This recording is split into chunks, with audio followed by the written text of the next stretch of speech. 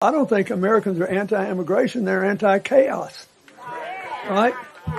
They don't want us to do more than we can, but they recognize, at least most people do, we got the lowest birth rate we've had in well over 100 years. We're not at replacement level, which means we got to have somebody come here if we want to keep growing the economy. Unless one of you is one of these artificial intelligence geniuses and figured out how we can all grow with no work, which I'm not sure would be good for us. I think, The reason that there is a housing crisis is that not enough houses have been built. And that we have 25 million people who shouldn't be here. Well, I mean, this is the thing. I think it's both. I know you do. I don't think that many people who look into this agree with you, but about a third of the construction workforce in this country is Hispanic. Of those, a large portion are undocumented.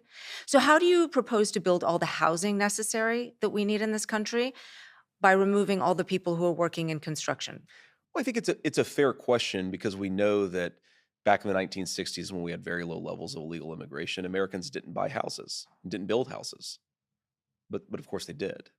And I'm being sarcastic, of course, in service of a point, Lulu, the assumption that because a large number of home builders now are using undocumented labor, that's the only way to build homes. I think, again, the country is much bigger. A fundamental... The need is much bigger. I mean, I'm not arguing in favor of illegal immigration. I'm asking how you would deal with the knock-on effect of your proposal to remove millions of people who work in a critical part of the economy. Well, I think that what you would do is you would take, let's say, for example, the 7 million prime age men who have dropped out of the labor force, and you have a smaller number of women, but still millions of women prime age who have dropped out of the labor force. You absolutely could re-engage folks into the American labor market. This is, I think, to work in construction? Of course you could. I mean, the unemployment rate is 4.1%. Most people who unemployment rate, Lulu, this is important. But most people who don't work can't work in the regular economy. They're in the military, they're parents, they're sick, they're old.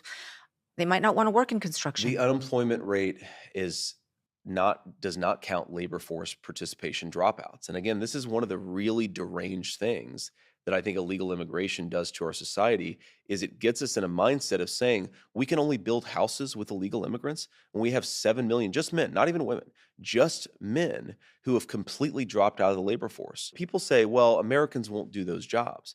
Americans won't do those jobs for below the table wages. They won't do those jobs for non-living wages. But people will do those jobs. They will just do those jobs at certain wages. And think about this from the perspective of an American company, okay? I want them to go searching in their own country for their own citizens. Sometimes people who may be struggling with addiction or trauma, get them re-engaged in American society. We cannot have an entire American business community that is giving up on American workers and then importing millions of illegal laborers. That is what we have thanks to Kamala Harris's border policies. I think it's one of the biggest drivers of inequality. It's one of the biggest reasons why we have millions of people who have dropped out of the labor force. Why try to re-engage an American citizen in a good job if you can just import somebody from Central America who's going to work under the table for poverty wages? It is a disgrace, and it has led to the evisceration of the American middle class.